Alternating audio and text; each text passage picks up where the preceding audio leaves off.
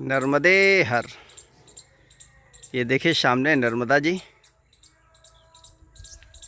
कितना सुंदर स्वरूप माता रानी का दिखाई दे रहा है। और उधर कुछ शायद जानवर चल रहे हैं। और ये यहाँ पर एक साधु संत की कुटी है। और देखिए गौवंश, देखिए कितना प्यारा गौवंश है। और ये गाय माता आश्रम वासियों को और जो आश्रम में आते हैं उनके लिए दूध दिलाते हैं। ये देखिए बहुत सुंदर आश्रम बना हुआ है। और वट वृक्ष, काफ़ी विशाल विशाल वट वृक्ष हैं यहाँ पर। और ये शायद प्राचीन मंदिर रहा हो भगवान शिव का, तो शायद नंदी, ये नंदी की प्रतिमा लग रही है। और ये इधर संत निवास है शायद, देखते हैं, चलते हैं आगे और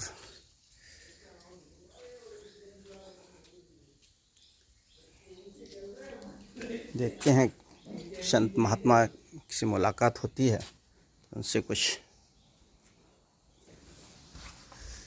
ये देखिए महाराज जी की पुस्तकें जिनका अध्ययन करते हैं।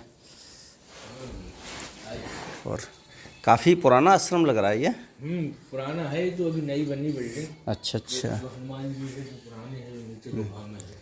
अच्छा अच्छा, ये नीचे गुफा में है।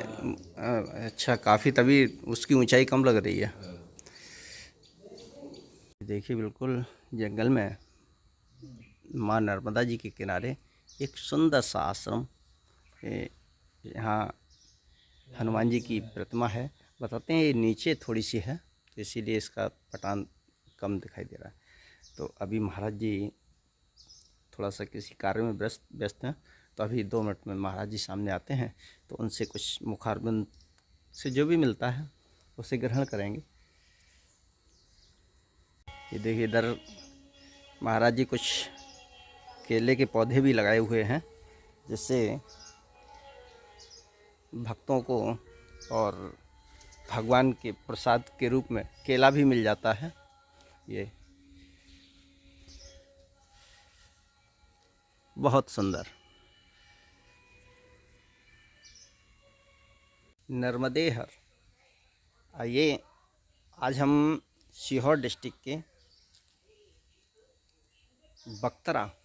बक्तरा एक छोटा सा कस्बा है। बक्तरा के पास हम नांदनेर जो माँ नर्मदा जी के किनारे स्थित है, वहाँ पर आए हैं एक आश्रम में। और बहुत अच्छे संत बताए, यहाँ काफ़ी लोगों ने बताया कि आप जो है वहाँ जाइए, और वहाँ एक बहुत अच्छे संत हैं, तो उनसे कुछ सत्संग किया जा सकता है। और जो भी आज सत्संग में प्राप्त होता है, देखिए क्या प्राप्त होता है। तो और बताते हैं कि महाराज जी जो है अन्न ग्रहण नहीं करते हैं, केवल फलाहार करते हैं। और कई वर्षों से,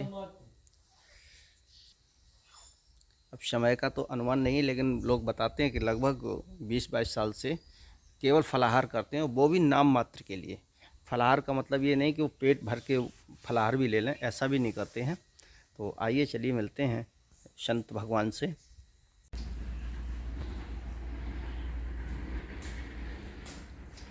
देखिए संत भगवान का। नर्मदे हर। महाराज जी नर्मदे हर। नर्मदे हर। प्रभु शुभ नाम आपका?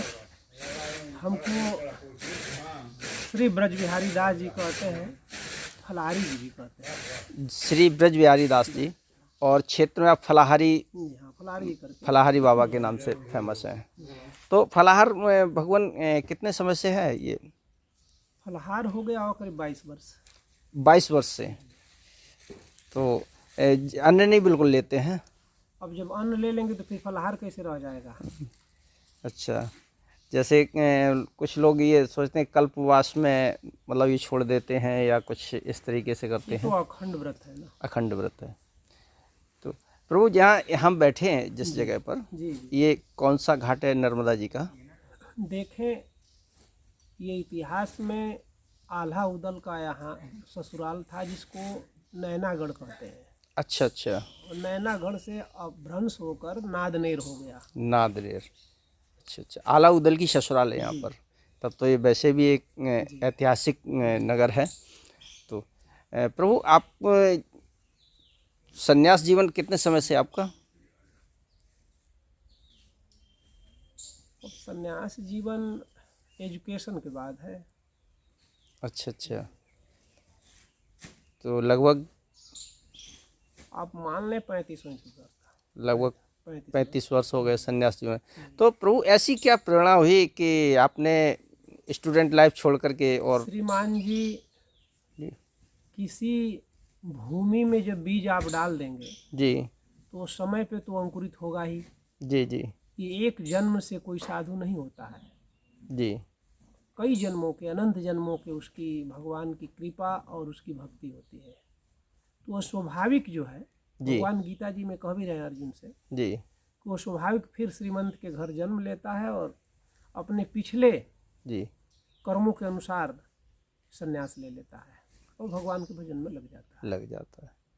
तो बचपन में भी जब मैं 8वीं 10वीं में पढ़ता था, तब पर भी मैं लघुशंका पेशाब जाता था, तो पानी की व्यवस्था नहीं तो मिट्टी से मैं अच्छा अच्छा। शुद्धि कर लेता था। जी जी साथ में रहने वाले विद्यार्थी जो सहपाठी थे वो कहते थे कि ये तो मुसलमान हो गया, अच्छा अच्छा। लेकिन उसका कोई फर्क अपने को नहीं पड़ता था। जी, तो वो जी। तो अंकुर अगले जन्म से ही था, वो एक जन्म का नहीं है, तो प्रारब्ध से चला आ रहा था।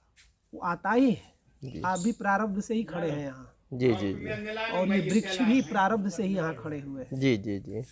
और ये हनुमान जी भी अपने प्रारब्ध से ही हैं। यहाँ हनुमान जी का स्थान है। जी, इसको भी प्रारब्ध ही माना जाएगा ना, कि अच्छा, कोई अच्छा। संत आएगा, जी भगवान का यहाँ स्थान बनाएगा, जी फिर उनके बाद फिर और कोई आएगा। ये सब सारे प्रारब्ध हैं। सारे जीव, जी सारे पेड़ पौधे, सब कुछ जी। प्रारब्ध पे ही है।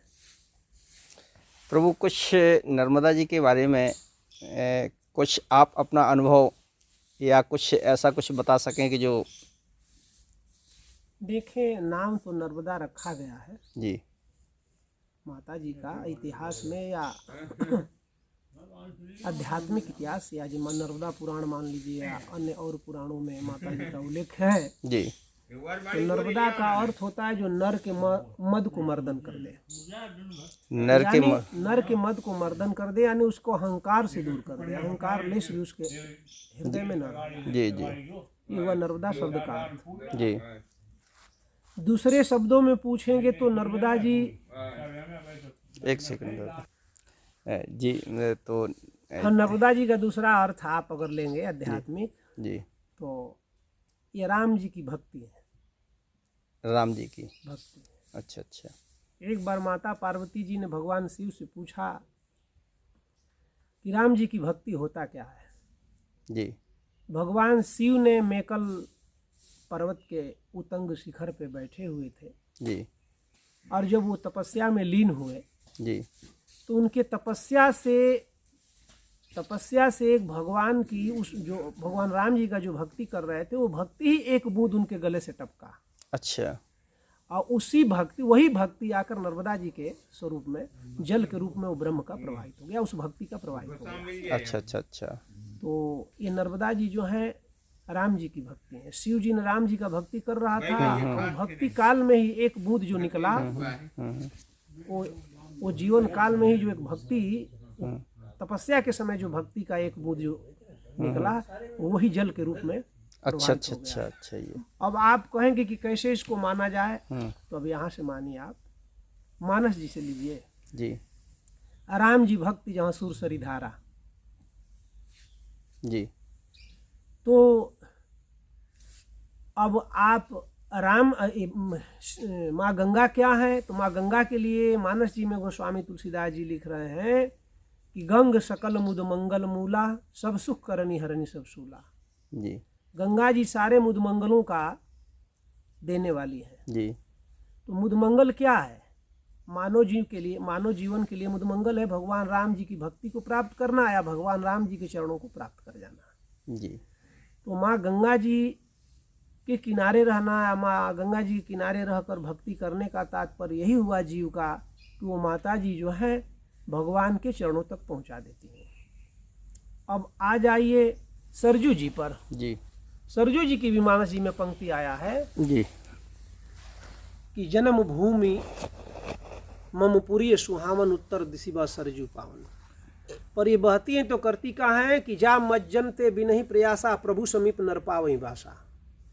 माँ सरजू जी का भी सेवन करने से जी। राम जी का ही धाम प्राप्त होता है। माँ गंगा जी का भक्ति करने से भगवान राम का ही धाम प्राप्त होता है।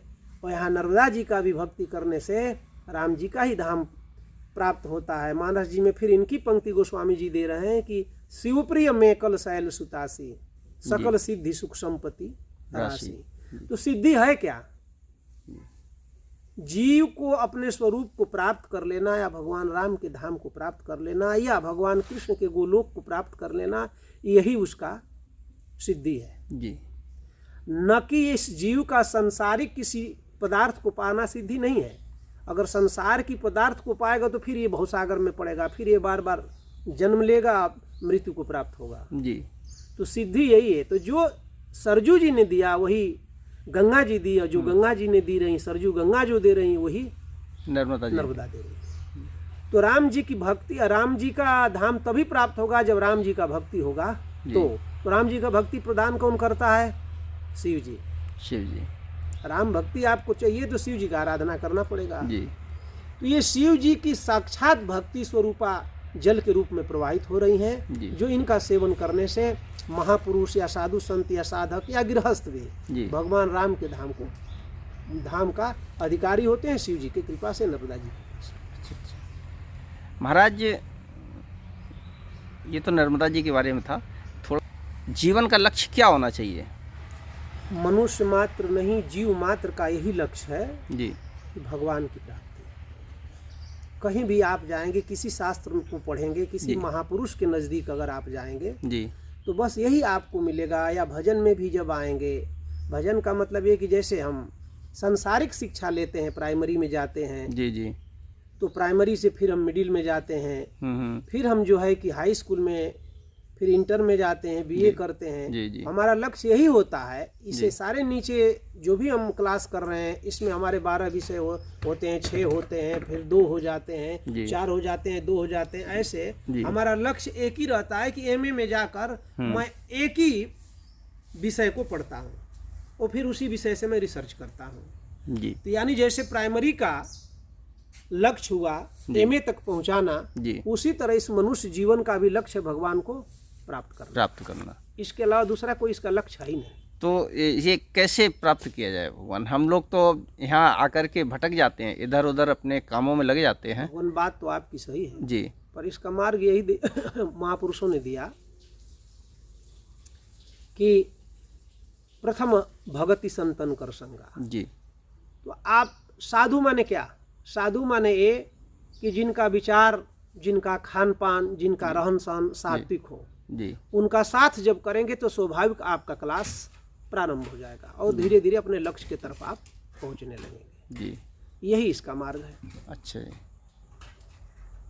मतलब सबसे पहले तो हमें सज्जन पुरुषों की संगत करनी चाहिए कुल मिला के। जैसे आप स्कूल में जाते हैं तो स्कूल में भी 10-20 टीचर होते हैं, लेकिन उस टीचर में भी कोई ऐसे टीचर होते हैं कि जब अपना फिलॉसफी देने लगते हैं तो चंचल विद्यार्थी का भी मन रुक जाता है। जैसे हम लोग 10वीं में हिंदी पढ़ते थे तो एक ऐसे अध्यापक थे कि गर्मी के दिन में क्लास से बाहर हम लोग जो है पीपल के छाया में बैठते, क्लास लगता था। और जब हिंदी का वो फिलॉसफी शुरू करते थे तो विद्यार्थियों की यही स्थिति होती थी कि पीपल का पत्ता हिलना रुक गया, विद्यार्थियों की तो बात ही छोड़िए, ये स्थिति थी।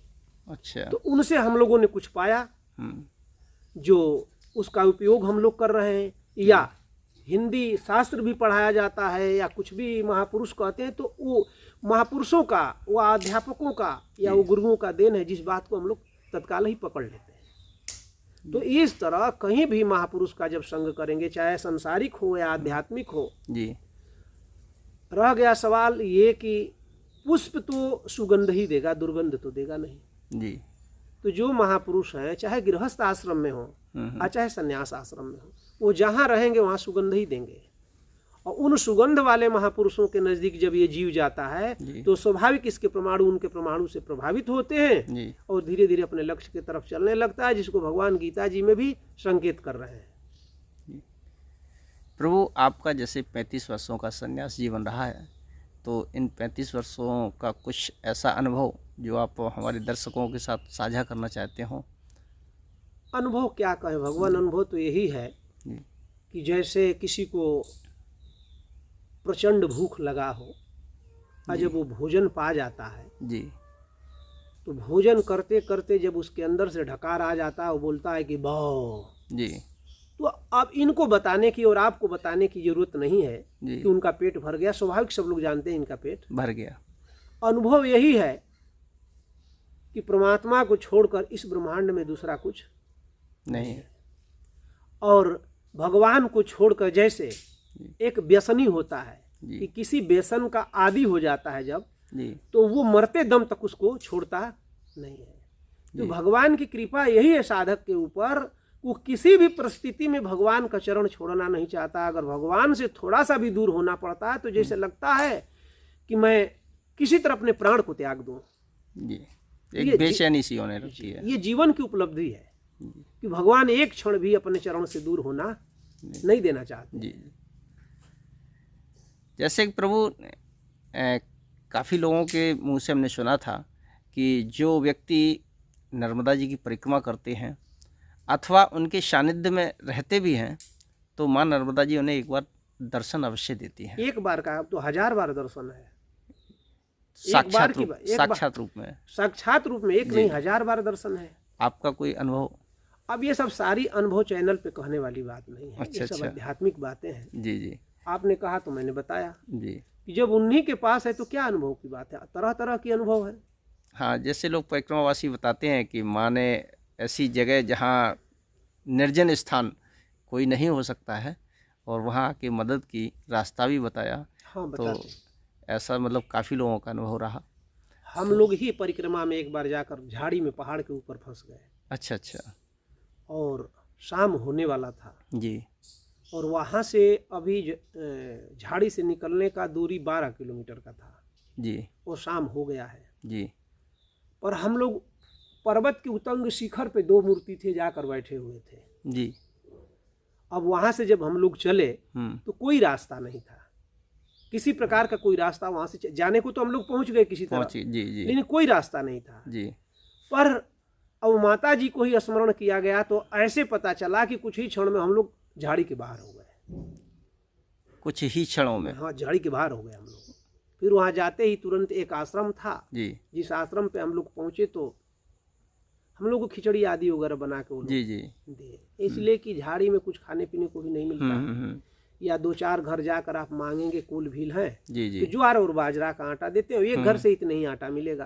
अगर एक आदमी का भोजन बनाना है तो 5 घर जाना पड़ेगा और वो भी जाने पर कोई उस पहाड़ी पर बसा हुआ है, फिर वहां से उतरेंगे तो फिर जाएंगे कुछ दूर तो कोई दूसरी पहाड़ी पर, माने 5 घर भिक्षा लेने में आपको कम से कम 2 घंटा लगेगा।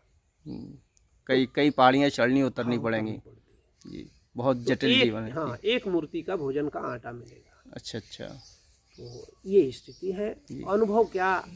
अनुभव तो यही है कि माता जी की अगर कृपा नहीं होती जी तो कोई कहीं भी जाकर एक क्षण नहीं रुक पाता है। यहाँ हम लोग पूरी जीवन यही हम लोगों का व्यतीत हो रहा है जी जी। तो साक्षात कृपा तो यही है बिल्कुल। और यहाँ से छोड़कर कहीं चला जाया जाए तो जब तक कोई विशेष भगवत कार्य तभी तक रुका जा सकता है। उसके अलावा अगर चाहें कि 1 घंटा रुक ले तो रुकने नहीं दिया जाता है, तुरंत वहाँ से भागना पड़ता है जी।